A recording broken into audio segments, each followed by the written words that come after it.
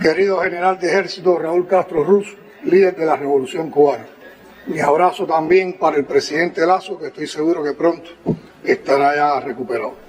Queridas diputadas, queridos diputados, las sesiones de la actual legislatura que hoy clausuramos tienen una enorme importancia. Aquí hemos aprobado el Código de las Familias, una norma indispensable para la sociedad cubana que en septiembre será llevada a referendo para que se pronuncie por ella el pueblo, el soberano. Ese solo hecho hace ya trascendente el momento.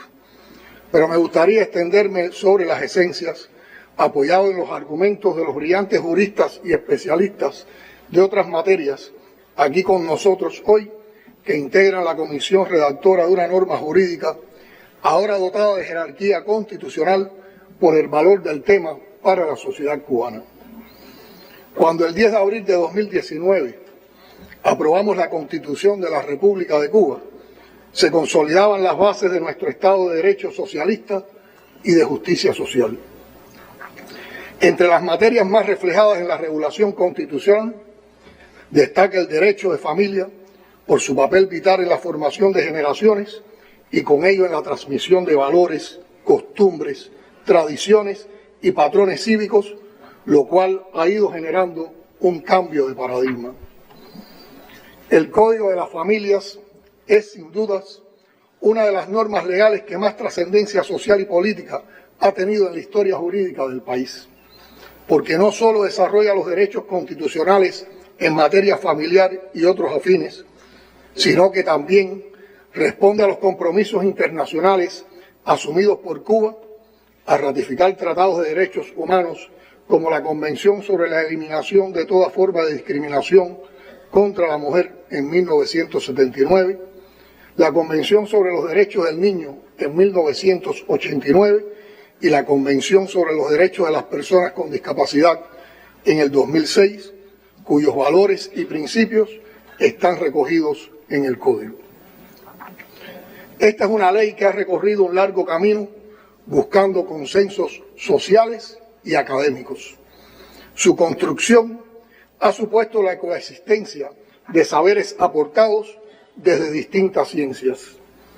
Cada boceto empleado en esta monumental obra jurídica confirma la importancia de erigir las normas legales del país desde un enfoque científico, multidisciplinario y holístico, como lo exige hoy el pensamiento científico moderno y marxista. Para develar el rostro de esta norma, no solo ha sido necesario el cincel y el martillo que aporta la academia, expresado a través de la consulta especializada desarrollada durante los meses de septiembre y octubre del pasado año. En ese rostro está la savia popular de la nación. En tanto se recoge el sentir de miles de cubanas y cubanos que en ocasión de la consulta popular expresaron su apoyo o sencillamente su diverso parecer acerca de cada una de las instituciones que recoge su articulado. La sociedad cubana, a través de sus estudiantes, obreros, campesinos, intelectuales, combatientes, jóvenes, mujeres, adultos mayores, personas en situación de discapacidad, han vertido las más disímiles opiniones sobre una ley que ha concitado su atención, en tanto su punto de mira no es otro que las familias. Con esa consulta hemos ganado todos. El pueblo, porque ha sido partícipe directo de una norma legal que ofrece su manto protector a toda persona, cualquiera sea su edad, su sexo, su género, su orientación sexual o de género, su situación de discapacidad o su posible situación de vulnerabilidad en cualquiera de sus manifestaciones.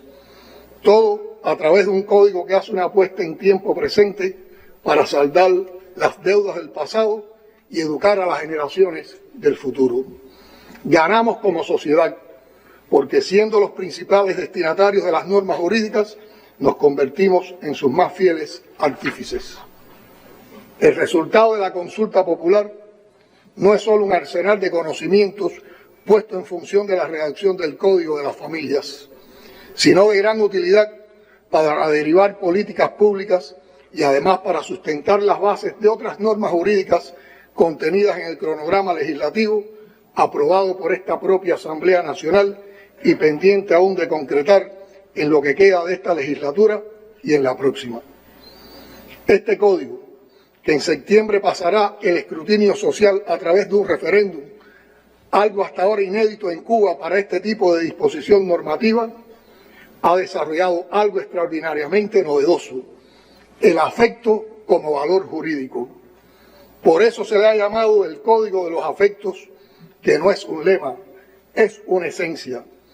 Esta norma tiene un indiscutido valor ético, nos enseña a pensar y nos da las riendas para educar a las futuras generaciones.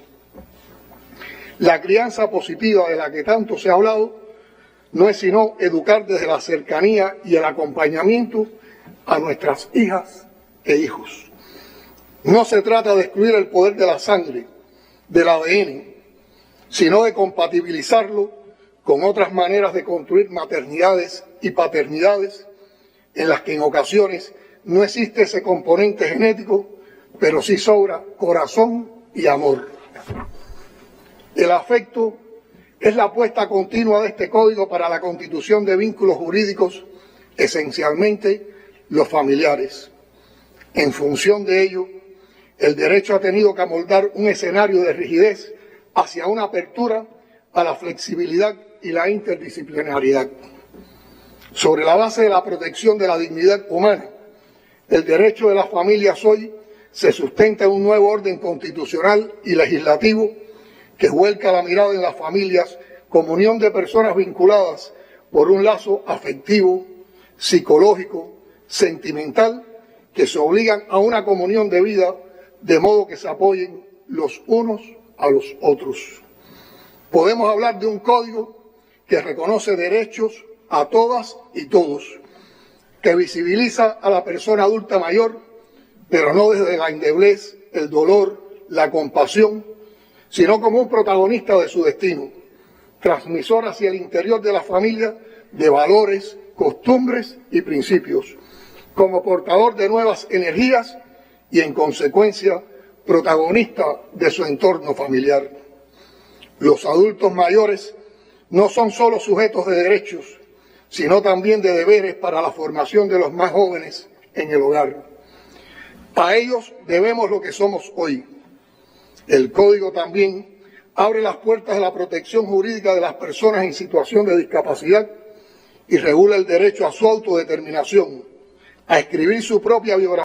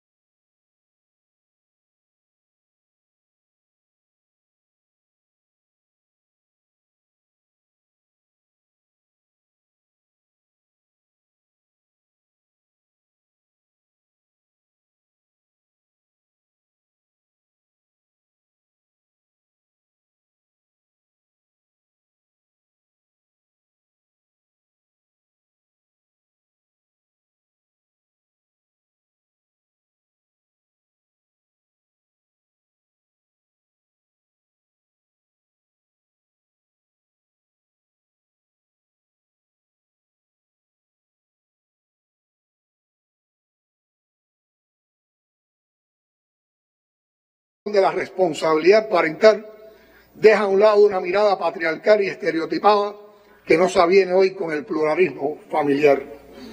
Los niños, niñas y adolescentes deben ser acompañados en su crecimiento moral, espiritual, en el desarrollo de su personalidad por sus padres y madres, en una relación armónica en la que prevalezca el respeto recíproco, la lealtad, la honestidad y la complicidad del afecto y del amor, ajenos a cualquier manifestación de violencia en el espacio doméstico, ante lo cual el Código es intolerante.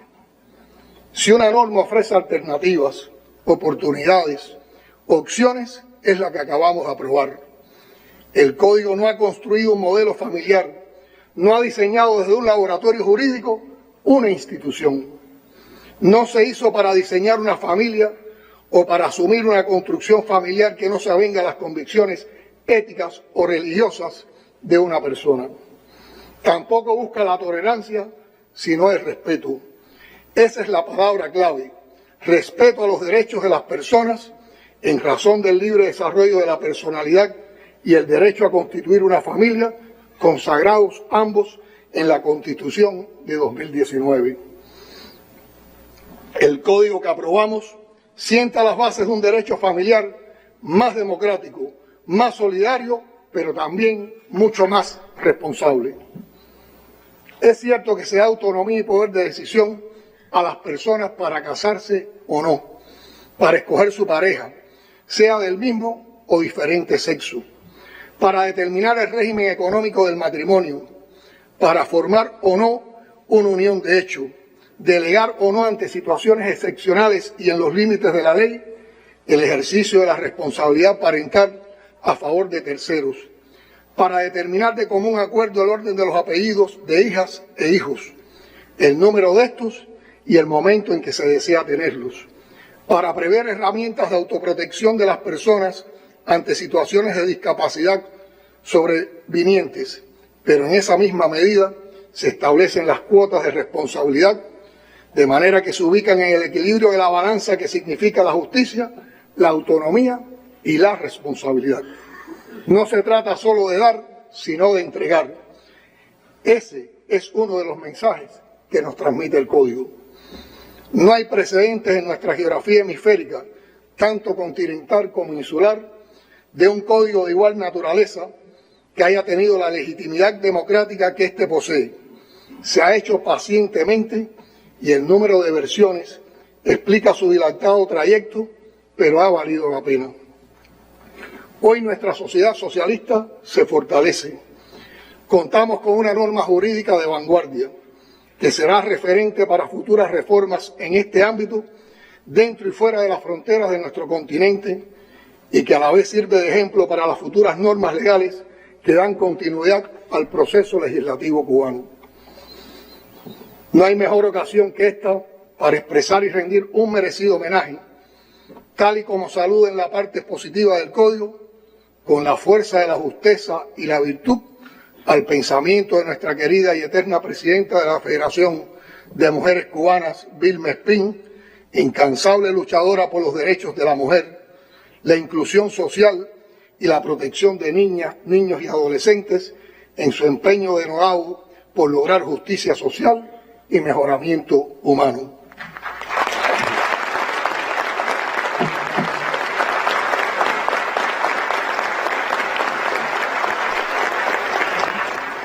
Sirva este código, además, como un gran libro de cabecera que deberían tener a mano nuestros educadores, esencialmente los maestros primarios que acompañan a la niñez cubana en los primeros pasos de su formación humanística y como texto de referencia para la formación cívica de mujeres y hombres del mañana, quienes darán continuidad a esta gran obra que es la revolución.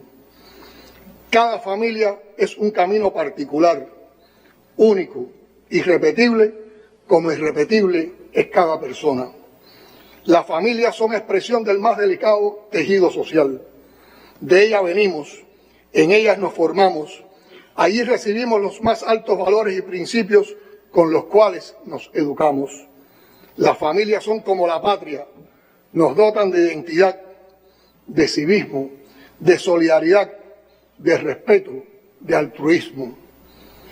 La apuesta por la aprobación del Código de las Familias en el referéndum es también por la democracia, por la virtud de ser cubanos, por la felicidad de cada niña, niño o adolescente, por la autonomía y el poder de decisión de cada adulto mayor, por la inclusión de cada persona con discapacidad, por la condena al maltrato familiar, por el respeto a las diversidades familiares. Es una apuesta por la vida, por la dignidad de los cubanas y cubanos, por la continuidad de quienes nos han guiado. Es la concreción de la máxima martiana, con todos y para el bien de todos. Es un código de amor, un código de paz.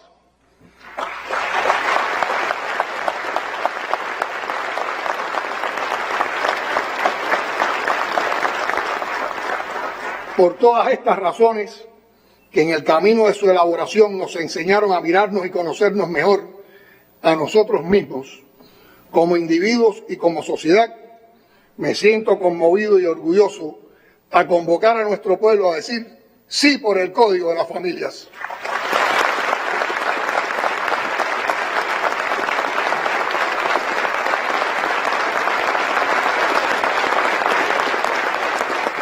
Diputadas y diputados, las relaciones internacionales transitan por un escenario peligroso.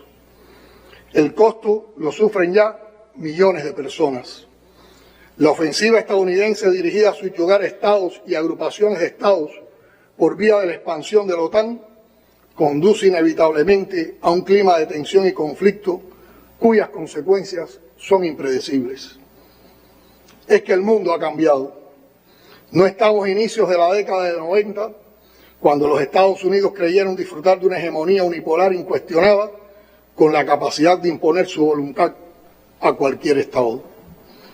Tampoco proporciona éxitos políticos la práctica criminal de someter a penurias económicas por vía de medidas coercitivas a las poblaciones enteras de Estados soberanos con el fin de arrancarle concesiones. Por eso, tantos en el mundo admiran a la Revolución Cubana. La indomable resistencia de nuestro pueblo frente a la agresión del imperialismo estadounidense y la obra de justicia y humanismo que defendemos. Otros sencillamente rechazan el abuso y la política inmoral de los Estados Unidos contra Cuba, aun cuando ideológicamente puedan no identificarse con la revolución. Cualquiera advierte que el gobierno estadounidense actúa con deshonestidad cuando alega que el bloqueo económico y la guerra despiadada contra Cuba se deben a sus preocupaciones por el bienestar del pueblo cubano, a desvelos por el respeto a los derechos humanos o a un afán por fomentar la democracia. Mienten. La nefasta trayectoria histórica de los Estados Unidos en materia de derechos humanos y democracia se conoce, como se conocen los abusos que ocurren a diario en ese país. Los pueblos tienen cada vez más clara conciencia sobre la complicidad y la responsabilidad directa del gobierno de los Estados Unidos en los crímenes más atroces que se han cometido en este hemisferio por parte de fuerzas represivas entrenadas y educadas en escuelas militares estadounidenses y subordinadas a los servicios especiales e incluso a las embajadas de ese país en varias naciones de Latinoamérica. Existen registros históricos que lo demuestran. Ese historial deja más que claro que lo que persiguen es destruir el proceso revolucionario cubano y lo que significa, plantando la advertencia de que todo aquel que se atreve a emprender una vía alternativa a su manual de instrucciones para el mundo, corre como Cuba el riesgo de sufrir la perenne hostilidad por parte de los Estados Unidos de América. Eso explica la agresividad contra Cuba, Venezuela y Nicaragua, el golpe de Estado contra Bolivia en 2019 y otros golpes sufridos en América Latina y el Caribe. Es el motivo de las presiones y amenazas ejercidas sobre muchos gobiernos, no solo de Latinoamérica y el Caribe, sino también en otras partes, para evitar que cumplan con los justos reclamos y expectativas de sus pueblos. Es la razón de las exclusiones en la fracasada cumbre hemisférica celebrada en Los Ángeles, California, el pasado mes de junio. En aquel escenario, la conducta selectiva y excluyente de los Estados Unidos se convirtió en un boomerang. Lejos de aislar a Cuba y otros países, la cumbre terminó mostrando el aislamiento de la política estadounidense hacia el hemisferio. La pauta de los debates la marcaron los pronunciamientos de rechazo a las exclusiones, el reclamo de que se ponga fin al bloqueo económico contra Cuba y los cuestionamientos a la OEA, en particular a su actual secretario general. Sesionó también en Los Ángeles una cumbre de los pueblos, una verdadera cumbre, evento paralelo de representación popular con la participación de muchas fuerzas progresistas, así como de grupos sociales, comunitarios y gremiales. Fueron allí a reclamar sus derechos, a defender la paz, a demandar que se ponga fin a las injusticias de un orden económico y político injusto que privilegia a las élites corporativas y al gran capital transnacional a costa de las mayorías y de la explotación sin límites del medio ambiente. Volviendo a la agresividad contra nuestro país, el Departamento de Estado de los Estados Unidos no tiene manera ni fundamentos para argumentar la designación de Cuba como Estado que patrocina el terrorismo. No hay político o funcionario del gobierno estadounidense que pueda sostener honestamente esa acusación. Nadie ha podido presentar una evidencia creíble que ampare tal calumnia. Las consecuencias de tal designación son marcadamente nocivas para una pequeña nación como la nuestra. Perjudica enormemente las transacciones financieras y comerciales internacionales. Entorpece el acceso a instituciones financieras y las posibilidades de pagos y créditos. Impone un estigma sobre nuestras entidades e instituciones a las que les resulta en extremo difícil interactuar, incluso con entidades extranjeras con las que durante años han sostenido relaciones productivas. Lo inaceptable es que el gobierno estadounidense se arroga unilateralmente y sin mandato de nadie la prerrogativa de juzgar a otros gobiernos sin sentirse en la obligación de fundamentar sus acusaciones. Utiliza esta lista del Departamento de Estado y otras similares como instrumentos de coerción política. Manipula con oportunismo temas sensibles como el terrorismo, la religión, los derechos humanos, la corrupción y muchos otros para arrancar concesiones a países soberanos o castigarlos cuando van en contra de sus intereses. Desde 2019, las medidas de reforzamiento y máxima presión aplicadas por el gobierno de Donald Trump ya habían llevado la guerra económica a una dimensión cualitativamente más agresiva, con el consecuente impacto sobre la vida de todos los cubanos y contra los esfuerzos por impulsar el desarrollo de la nación. Esa agresividad se refuerza además con los programas de subversión que no cesan en el intento de desestabilizar políticamente al país. El gobierno estadounidense dedica anualmente a ese propósito decenas de millones de dólares del presupuesto federal que sufragan los contribuyentes. Apoyados en una infraestructura tecnológica sofisticada y dedicada a las campañas de desinformación, calumnias y descrédito y el sicariato informativo, aplican contra Cuba las fórmulas de la guerra no convencional ya ensayadas y aplicadas, con graves costos humanos y materiales, en otras partes del mundo. Sucumben ante la influencia política de la mafia anticubana, asentada fundamentalmente en el sur de la Florida y que se ha instalado en la primera línea de agresión contra Cuba y contra los procesos revolucionarios y progresistas de la región, promoviendo para ello la intolerancia, la amenaza, la extorsión, el chantaje y cualquier otra forma violenta de prohibir el pensamiento diferente, de castigar a quien en su propia comunidad exprese respeto, amistad, sentimientos fraternales o incluso solidaridad con su país de origen. De forma engañosa, tratan de identificar a ese conjunto gangsteril con el universo de las personas de origen cubano que residen en los Estados Unidos. Una parte importante del cual se acerca a Cuba, está en contacto con sus familiares y amigos, respeta al país y se opone al incesante castigo de una superpotencia extranjera contra una nación pequeña. Muchos de ellos divulgan su vocación solidaria, otros lo hacen de forma más discreta. El gobierno de los Estados Unidos intentó nuevamente forzar una sublevación popular en Cuba durante este mes de julio y fracasó, como lo intentó y fracasó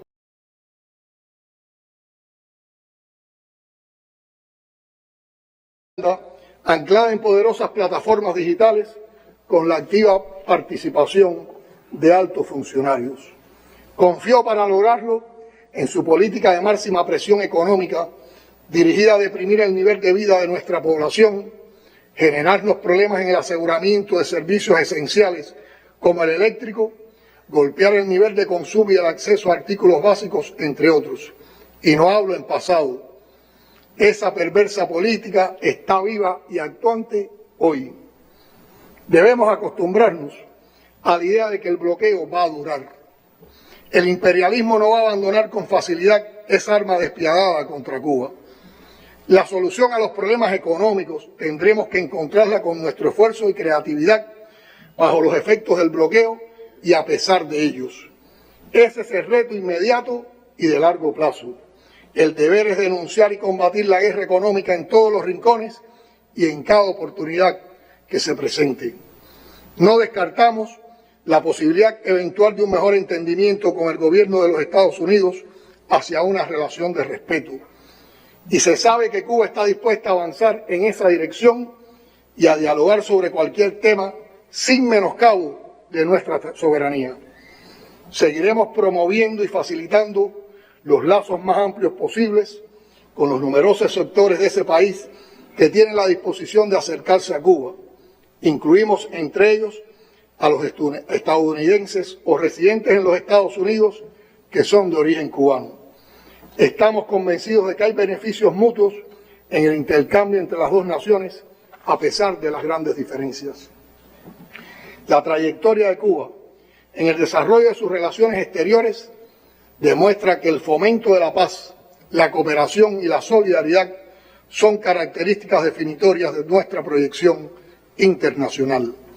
Lo hemos demostrado en nuestra región latinoamericana y caribeña y también en otras latitudes. No tenemos el poder de cambiar la lógica imperial, pero no renunciamos desde nuestra lógica antiimperialista y socialista a la construcción socialista, porque es el único camino hacia la mayor justicia social posible. Lo más fácil sería entregarnos y dejar que se destruyan todos los sueños por los que tantas generaciones han luchado y resistido. Lo más sencillo sería vender el país como lo hicieron tantos gobiernos neoliberales de esta propia región. Nuestra lógica socialista es humanista, contraria a las exclusiones. Nos inspira el ideal de una sociedad mejor, donde haya crecimiento económico, sí, pero con distribución equitativa de la riqueza. Luchamos por un desarrollo con igualdad social. Compañeras y compañeros, en estas sesiones se han informado cambios importantes para destrabar e impulsar resortes que movilicen, hasta donde nos sea posible, las fuerzas productivas. Aún falta mucho por hacer. Pero no sobra insistir en lo que todos saben y algunos pretenden subestimar. Nuestra economía transita por un escenario sumamente complejo en el que resulta en extremo difícil lograr los ingresos en divisas que nos impactan como al resto de las naciones la crisis económica internacional derivada de los efectos de 2 años de pandemia y del conflicto bélico europeo. Factores todos que han desencadenado el encarecimiento de los precios de los combustibles, de los alimentos, de los medicamentos y de otros insumos imprescindibles que deben ser importados. Como se ha informado, el Producto Interno Bruto a precios constantes en el año 2021 alcanzó un ligero crecimiento del 1,3%, deteniéndose la caída experimentada en los años 2019 y 2020. No obstante, los niveles de actividad son aún inferiores a los que habíamos alcanzado en los años previos a la pandemia. No se aprecia hasta el momento una recuperación significativa en nuestras principales producciones ni en el turismo. Con los bajos niveles de divisa de los que hemos podido disponer, se realiza un permanente esfuerzo para asegurar un nivel de productos y servicios básicos a la población y atender de manera priorizada a las personas y comunidades en situaciones de vulnerabilidad. En esas condiciones ha proliferado un mercado no oficial de compraventa de divisas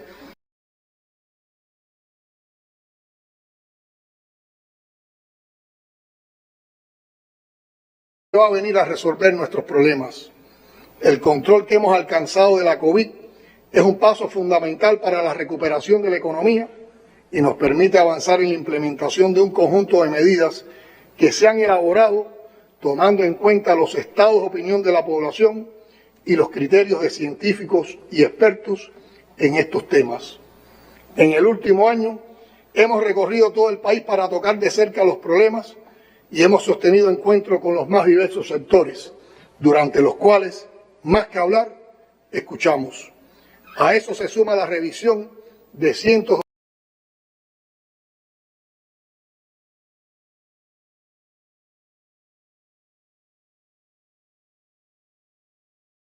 audaces, ajustadas a nuestro modelo económico y social, sin dejarnos paralizar por los riesgos.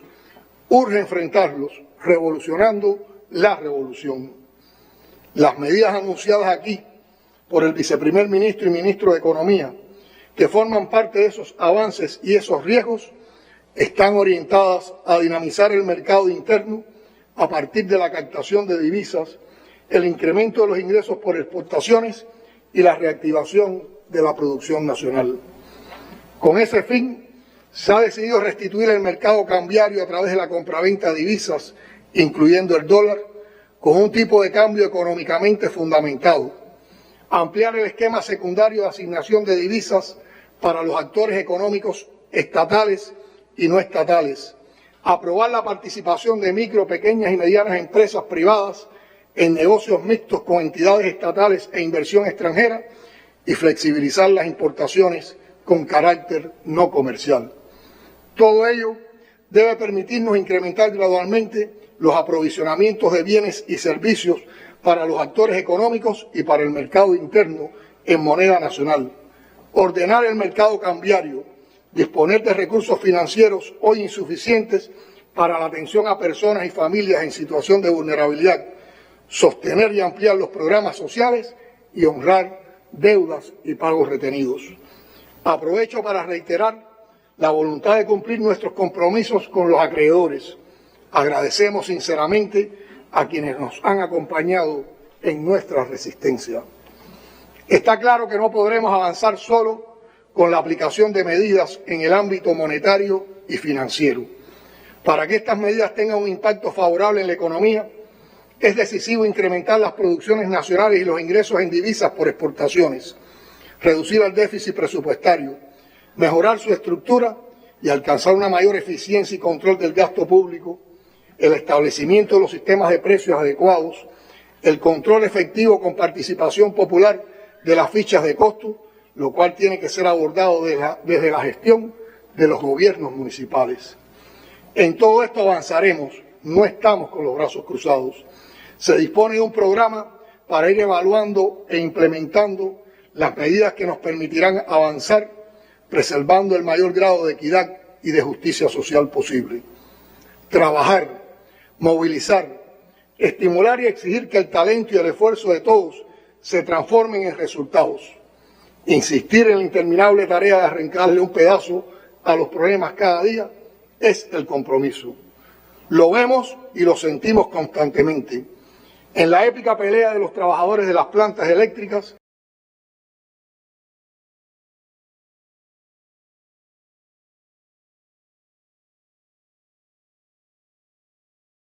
primeros planos el esfuerzo de los trabajadores del sector, es mi deber aclarar que todavía quedan días difíciles por delante. Lo que no puede faltar, junto con el reconocimiento al esfuerzo, es la información oportuna y útil a la población, la verdad, la explicación sincera y la planificación que solo se puede garantizar con previsión son aspectos decisivos, como lo será siempre el ahorro solidario y responsable por parte de nuestra población. Les puedo garantizar que se está trabajando sin descanso por remontar cada dificultad, sea fruto del bloqueo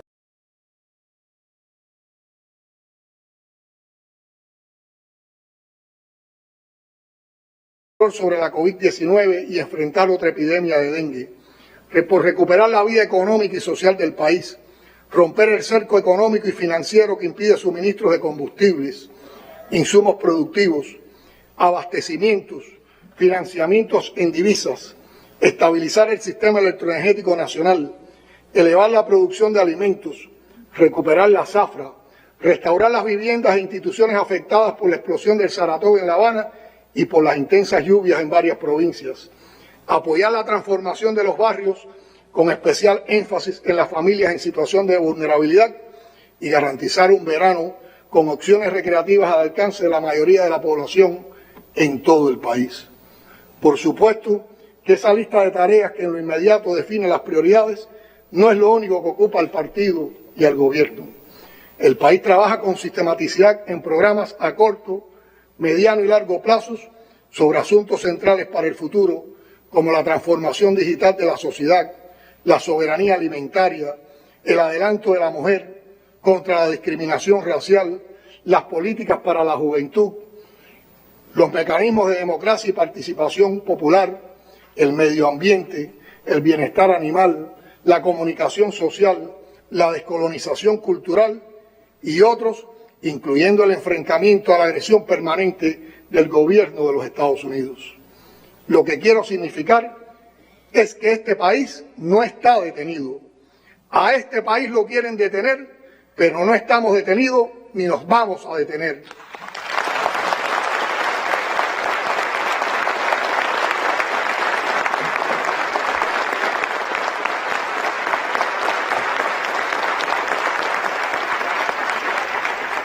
Nuestra alternativa está clara y nunca será la rendición. Ni nos rendimos ni nos dejaremos vencer.